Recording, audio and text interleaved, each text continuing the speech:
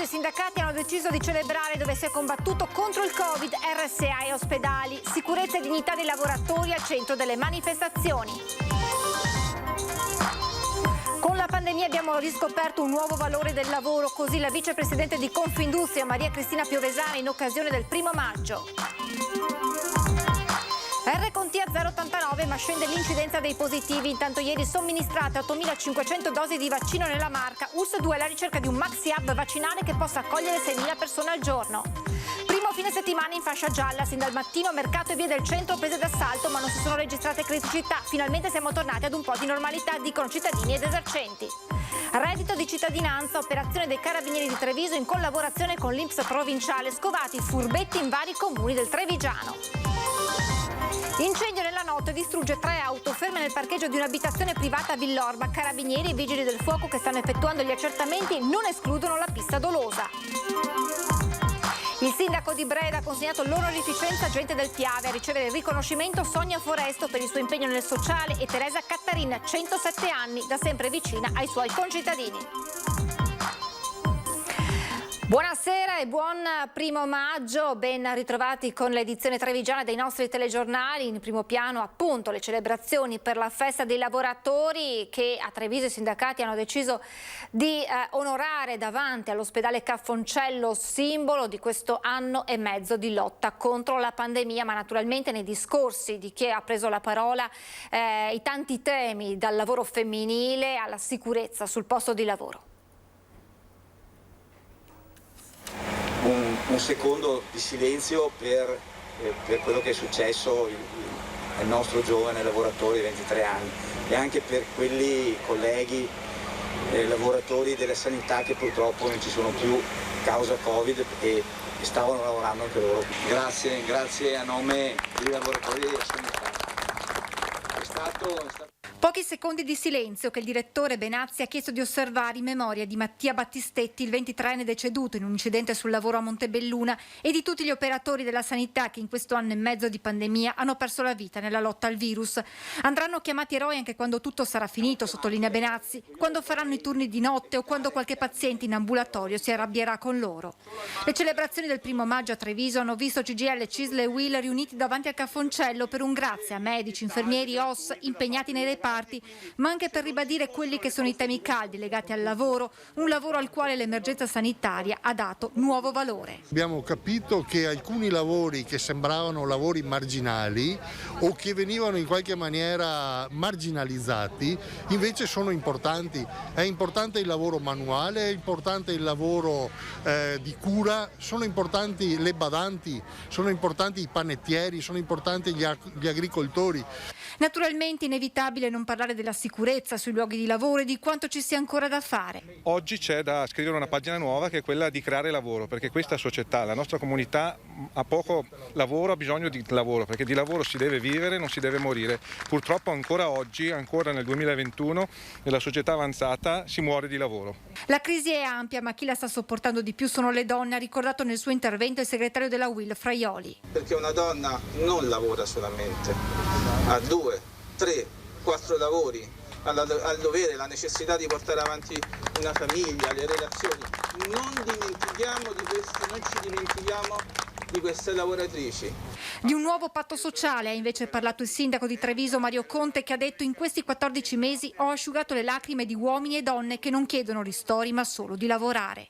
Fuori la politica da queste discussioni e dentro i lavoratori, dentro le persone, perché dietro un lavoratore c'è un padre, una madre, dietro un padre e una madre c'è una famiglia. E in diverse città venete oggi la CGIL insieme alla rete degli studenti medi ha consegnato un fiore alle lavoratrici e ai lavoratori del commercio. Da 1 anno e mezzo non si sono mai fermati, che abbiamo applaudito nella prima ondata, ma che purtroppo attualmente sono dimenticati dal piano vaccinale, che non li include tra le categorie essenziali da vaccinare, e dimenticati dall'opinione pubblica. Crediamo invece che debbano avere il giusto rispetto e la giusta considerazione, e li abbiamo omaggiati per questo motivo.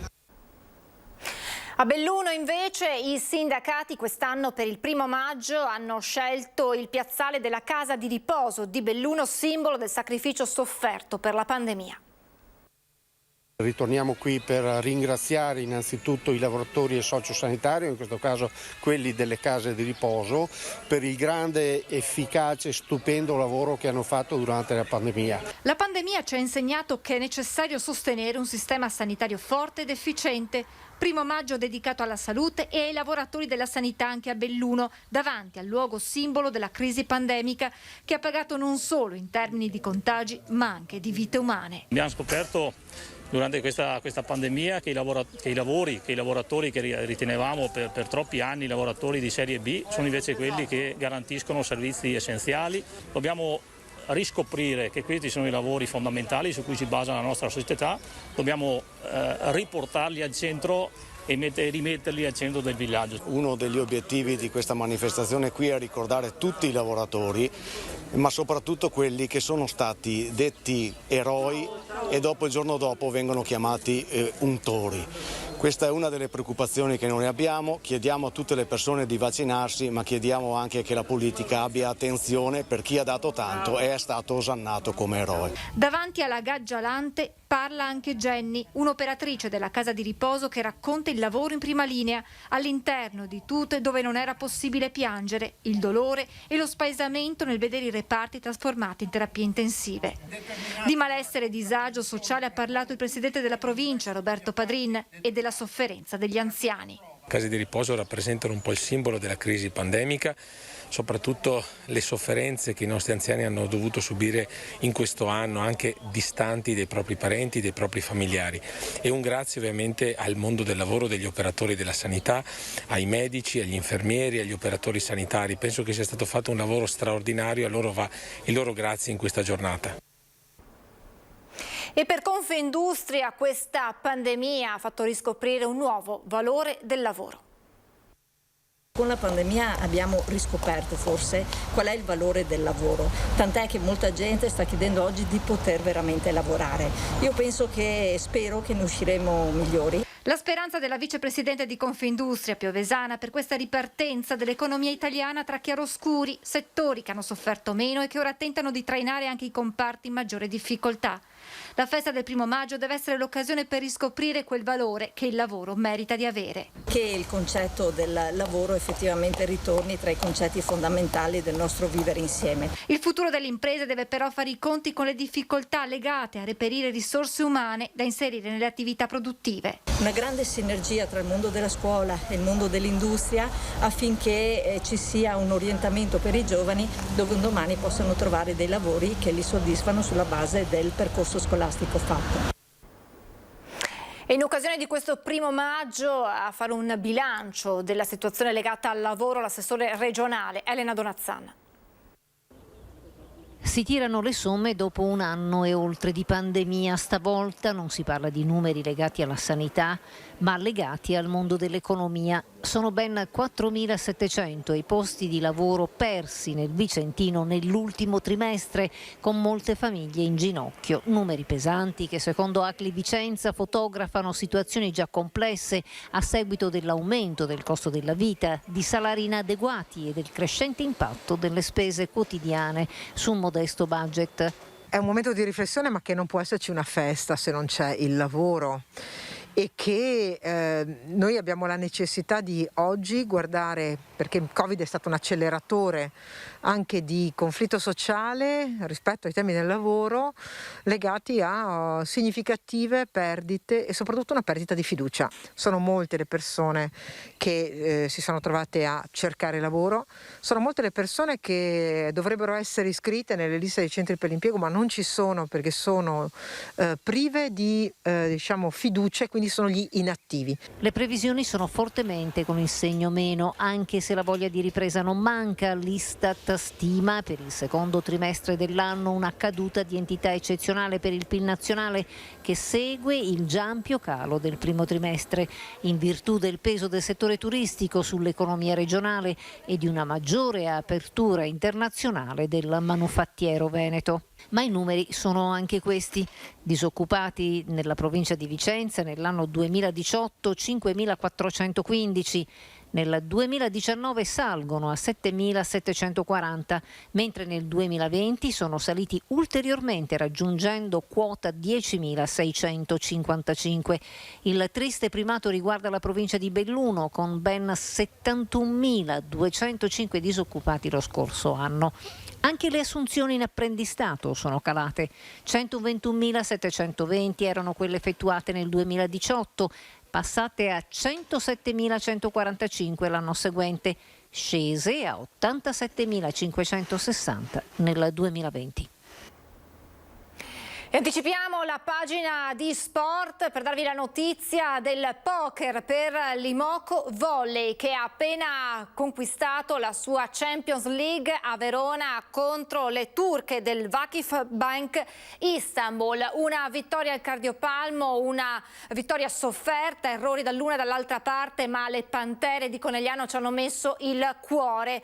Il primo set vinto dalle turche 25-22, il secondo da Conegliano sempre 25-22 e poi altro set conquistato dalle turche, il terzo con il punteggio finale di 25-23, un 2-2 che ha portato al tie break, vinto 15-13 per Conegliano, l'ultimo punto thriller che ha richiesto il check, alla fine punto vincente dato proprio a Conegliano. L'Imoco Volley, che dopo aver conquistato la Supercoppa, la Coppa Italia e lo scudetto, ora porta a casa anche la Champions League. Davvero inarrestabili queste Pantere di Conegliano, alle quali vanno i nostri complimenti per questa bellissima vittoria conquistata a Verona.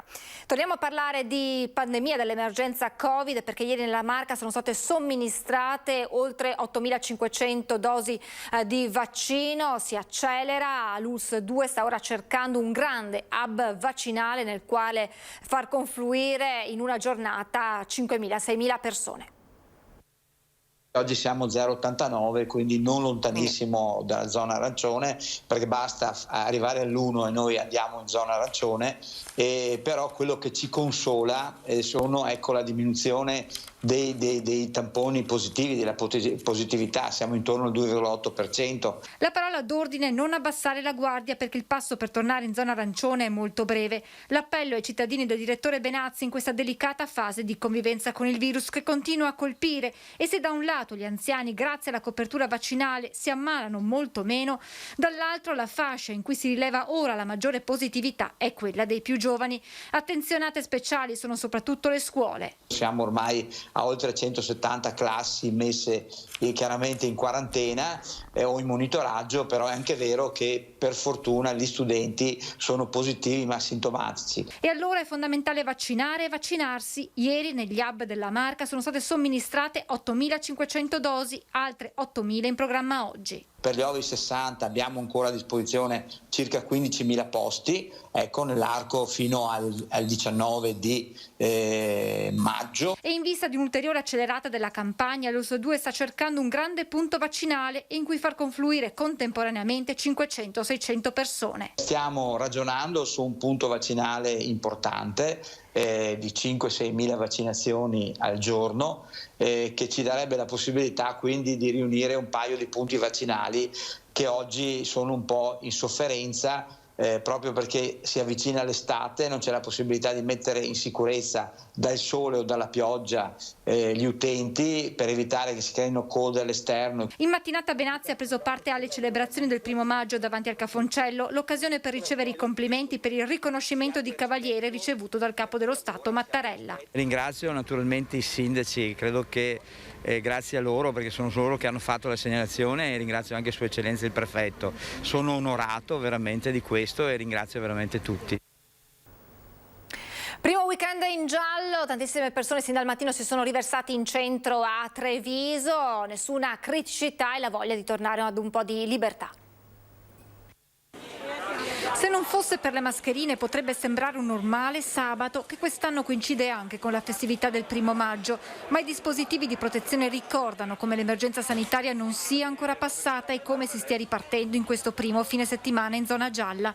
Tavolini dei bar occupati, molta gente che ha approfittato della mattinata di sole per una passeggiata tra le bancarelle del mercato o in centro. Era prevedibile che oggi al mercato ci fosse tanta gente, anche in centro c'è parecchio movimento e anche la circolazione stradale diciamo che che è molta sul PUT e anche all'interno della città. Finalmente dai, un po' di cose si fanno, insomma, ecco. Speriamo bene. Speriamo che continui. Speriamo che continui. Se rimaniamo in giallo qualcosa si fa. Altrimenti alla fine. Arancione e rosso ancora peggio. C'è movimento oggi però, la gente ha voglia di tornare a... Fuori un po' più tardi, sì. Ha voglia di muoversi, ha voglia di spazio, ha voglia di libertà. E oggi per la prima volta da settimana al mercato niente entrate contingentate.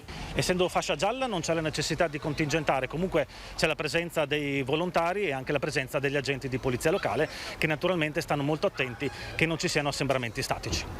In centro alcuni negozi hanno deciso di alzare le saracinesche anche in un giorno di festa, le motivazioni presto spiegate. Siamo stati chiusi tanto e poi, come diceva lei, il primo weekend giallo e insomma bisogna approfittarne. C'è molto movimento, vedo che la gente anche sta acquistando, quindi mi sembra positivo, sembra un po' un ritorno alla normalità. Anche per i bar con plateatico giornata di intenso lavoro. Ci siamo adattati bene con i tavolini fuori, speriamo di allargarci ancora un po' perché questa è la soluzione che ci hanno dato, però tutto sommato siamo contenti. Sono meno contenti invece i locali che non possono usufruire di grandi spazi esterni. Non riusciamo a mettere i tavoli fuori, ciao grazie, perché non c'è proprio lo spazio. E quindi noi che abbiamo metri quadrati dentro non riusciamo a sfruttarli al massimo, in maniera che nella metà non è proprio una ripartenza perché lavorano quelli giustamente che hanno la possibilità fuori. Cittadini rispettosi delle misure anticontagio e polizia locale impegnata per evitare eventuali assembramenti. Abbiamo 15 agenti di polizia locale, quindi ci sono tutte le forze per prevenire gli assembramenti. Naturalmente se dovesse esserci necessità chiuderemo il transito ai pedoni. E chi non è rimasto in città ha deciso magari una gita nelle città d'arte. Venezia, si sono rivisti i turisti a Venezia dove hanno riaperto dopo mesi di chiusura forzata i caffè storici di Piazza San Marco, ma anche le località di mare, tra cui Jesolo, sono state prese d'assalto. Tutto sommato il sole ha fatto capolino in mattinata facendo decidere molti pendolari da tutto il Veneto a raggiungere le località balneari. Presa d'assalto Jesolo con gente che passeggiava in centro e poi ristoranti pieni per il pranzo. Ma la situazione dei locali non è rosea, molti non hanno la possibilità di aprire. Ci sono tantissimi locali, attività, bar, snack, anche ristoranti che non hanno spazio all'esterno e non è possibile nemmeno, nonostante gli sforzi che stiamo facendo noi come comune, aiutarli perché proprio non c'è. E quelli che sono affacciati sulle strade non è che puoi mandarli in strada, bloccare il traffico, eccetera. Situazione davvero complicata. L'amministrazione comunale ha aiutato circa 190 locali autorizzando l'ampliamento dei plateatici, ma rimangono oltre 300 tra bar, ristoranti, pub e pizzerie che non hanno la possibilità di poter sistemare tavolini e sedie all'esterno. La stagione estiva è alle porte, ma molti sono ancora alle incognite. Noi ci stiamo preparando per il 15 maggio. Sicuramente ci saranno diversi italiani, veneti, ma non solo. Purtroppo quelle che sono le incertezze sono soprattutto legate agli stranieri perché con il coprifuoco alle 22 e soprattutto io dico il fatto che dopo aver fatto il tampone negativo devono stare 5 giorni in isolamento sicuramente scoraggerà tutti o quasi tutti a venire. Più del 50% degli ospiti estivi sono tedeschi, austriaci e svizzeri. Molti turisti, quando hanno sentito del coprifuoco alle 22 e della mini quarantena, hanno cancellato la prenotazione. Bisognerà ora attendere il 15 maggio per capire cosa deciderà il governo con la riapertura delle zone balneari. Ci fermiamo adesso per un istante di pubblicità, tra poco.